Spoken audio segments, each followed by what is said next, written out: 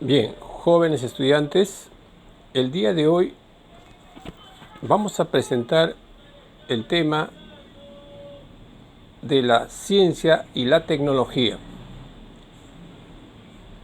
Siempre es un curso introductorio para después entrar poco a poco a los temas que están en el sílabus.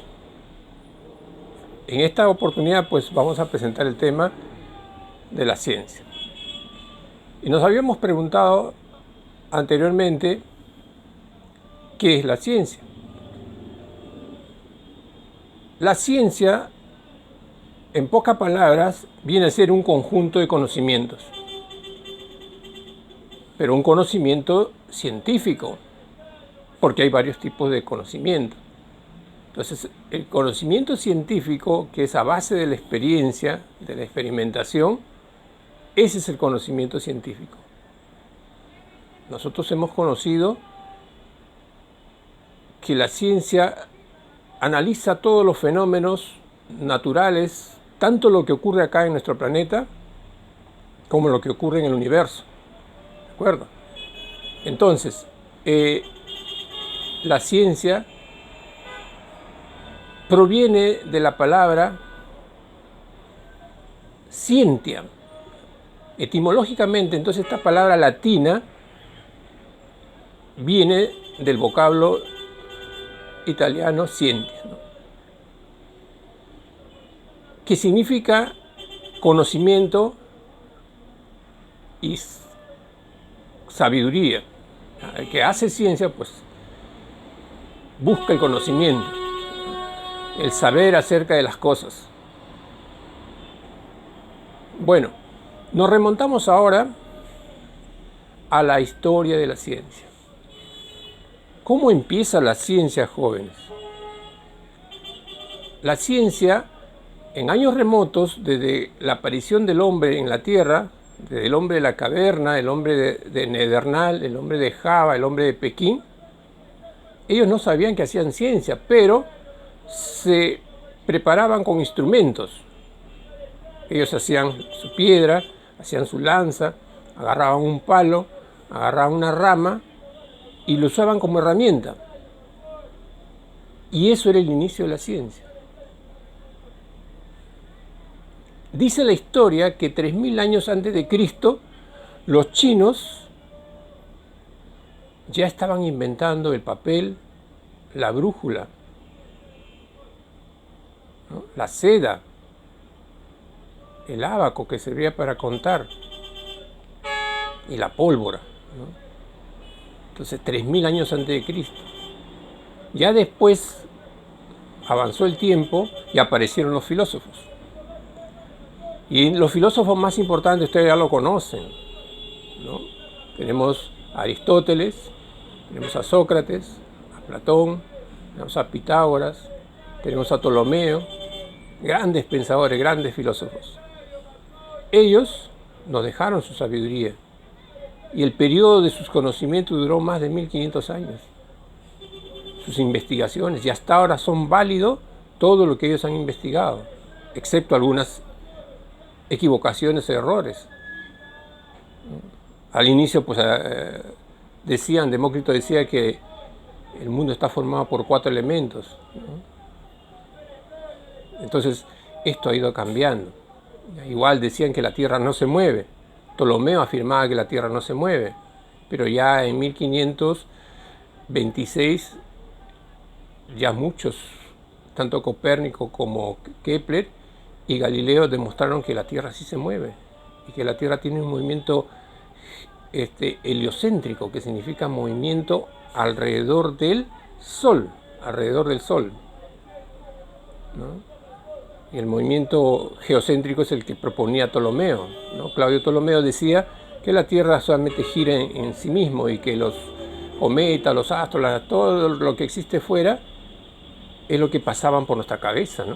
Y la Tierra era el centro del universo. Pues esas ideas la ciencia lo ha desterrado, ¿no? A varias ideas lo ha desterrado. Entonces, ya llegando al siglo XV, yendo para el XVI, comienza el auge, el apogeo de la de la ciencia, pero tuvo un bache de 200 años, siglo XVI y XVII, donde viene la etapa del oscurantismo. ¿Qué significa esto? Que los primeros alquimistas, o sea, químicos, comenzaban a hacer sus preparados, que comenzaban a hacer sus reacciones químicas, y para el Tribunal de la Santa Inquisición, que estaba dominado el mundo por la Iglesia Católica, decían que estas cosas que hacían los alquimistas eran cuestiones de brujería, cuestiones diabólicas, y que no iban con los principios religiosos. Entonces comenzaron a matar a los alquimistas, a la gente que hacía investigación, los comenzaban a extinguir, porque los llamaban brujos, charlatanes, agoreros, diablos, porque sacaban pues reacciones químicas. Entonces hubo un periodo de 200 años donde la Iglesia los inhibía de investigaciones. O sea, la humanidad 200 años lo perdió, sin investigaciones. Ya después, con Galileo Galilei empieza la ciencia. Por eso que a él se le llama el padre de la ciencia. Ya, el padre de la ciencia moderna es Galileo Galilei. Él destierra esa idea de que la Tierra no se mueve, y con sus principios, sus teorías, explicó que sí, la Tierra se mueve, ¿no? Junto con Kepler y Copérnico. Demostraron, y está escrito. Y luego ya viene la etapa ya donde avanza la ciencia. En 1800, ya con Newton, el otro padre de la física, Newton ya revoluciona el campo de la física, con sus matemáticas, con la teoría de la gravedad, ¿no? Entonces revoluciona el campo y comienza el auge de la ciencia. Y ahí comienzan los grandes inventos, la luz, la electricidad, todos los grandes inventos comienzan en ese periodo, ¿no? Conocimiento de pura ciencia. En el siglo XIX avanza también la ciencia con descubrimiento del antibiótico, comienzan muchos descubrimientos. En el siglo XX el más notable es Albert Einstein, con sus conocimientos de la teoría de la relatividad especial y general, nos da a conocer cómo se mueve el universo, cómo está compuesto los organismos y la parte física principalmente, la cinemática, las fuerzas que gobiernan el universo, ¿no? Las 4 fuerzas que gobiernan el universo. Ya ustedes deben saber, la fuerza de la gravedad, la fuerza eléctrica, la fuerza electromagnética, ¿no? Y la fuerza nuclear. Son 4 fuerzas que gobiernan el universo. Y en el siglo XXI aparece Stephen Hawking. Stephen Hawking hace poco muerto, hace un año muerto. Él también, su idea del universo, sus teorías acerca del origen del universo, el Big Bang, todo eso es parte de su conocimiento, ¿ya? Conjuntamente con otros físicos. Muy bien. Aquí quiero hablarles acerca del conocimiento. Hay hasta 4 tipos de conocimiento. Hay muchos más conocimientos. Hay el conocimiento vulgar, que lo aprendemos día a día en los quehaceres de la casa. Diariamente estamos aprendiendo algo. Nos aprenden a cocinar, a tejer, aprenden a hacer las cosas. Ese es un conocimiento. El otro conocimiento es el conocimiento empírico, que es producto de la experiencia. O sea, tú aprendes a montar bicicleta, te caes, vuelves a pararte y logras aprenderlo. A base de experiencia, tú has aprendido, has logrado conocimiento. El otro conocimiento es el conocimiento científico. Pero el conocimiento científico sí necesitas un laboratorio, un área donde vas a experimentar. Y tienes que aplicar el método científico, sus 5 etapas del método científico, ¿no? La exploración, que es la observación, la recolección de datos, las hipótesis, la experimentación y la conclusión y luego la difusión, ¿no? Y a eso lo veremos más adelante. Entonces, el conocimiento científico es el conocimiento en el laboratorio. Y ahí el conocimiento filosófico ya es el conocimiento puro, es la razón de ser. Cuando decimos conocimiento filosófico estamos diciendo quién soy yo, de dónde vengo, quién es Dios, por qué existimos, por qué existe la muerte.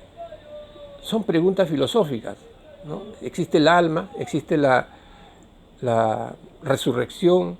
Son preguntas que te vas a hacer y ese sería conocimiento filosófico. hay que filosofar, hay que ponernos a pensar de nuestra existencia, ser o no ser. Bien, otro punto, vamos a ver lo que es las ramas de la ciencia. Las ramas de la ciencia, una vez que aparece la ciencia en 1526 con Galileo Galilei y el padre del método científico que es Francis Bacon, entonces comienza, como le dije, el desarrollo de la ciencia y estas se van ramificando. Entonces ahora ya tenemos unas ramas fácticas y unas ramas formales. Las ramas formales más que nada es el pensamiento ideal, abstracto. Y ahí en esas ramas se encuentra la matemática y la lógica. La matemática se ha subdividido en otras ramas, la álgebra, la aritmética, la geometría, el razonamiento matemático. Mientras por este lado de los hechos, la rama fáctica se subdivide en dos. Las ciencias sociales y las ciencias naturales. Las ciencias sociales ya lo conocemos, derecho, economía, historia, ¿no? Contabilidad. Los cursos que llevan ustedes son ramas sociales, ¿no? Rama de las ciencias sociales. Y rama de las ciencias naturales, ya también los he hecho conocer, principalmente está la biología, la química, la física, ¿no? La geología. Y después la subrama ya de cada parte de nuestro organismo, ¿no? La cardiología, la neumología de los pulmones, ya cada parte de nuestro cuerpo tiene una rama especial y se sigue subdividiendo, ¿no? Y se une con otras. La bioquímica se ha unido a la biología con la química.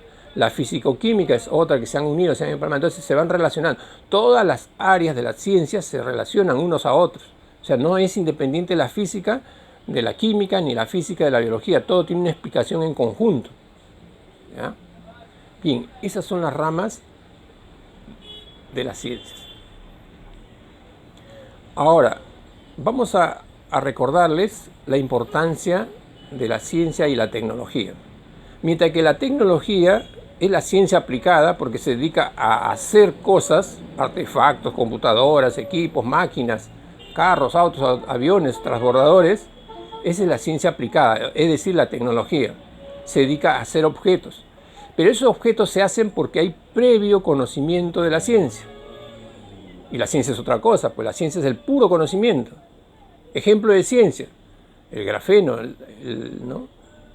El grafeno, la obtención del grafeno y su estudio sirve para muchas cosas. Ahora lo estamos viendo en nuestros celulares, es parte del grafeno y los que vienen las demás cosas.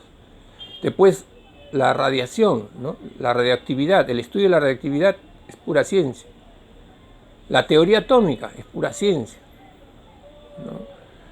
Y así, líneas de ciencia, ¿no? La luz que tiene que ver con la óptica es pura ciencia, ¿no? La acústica es ciencia.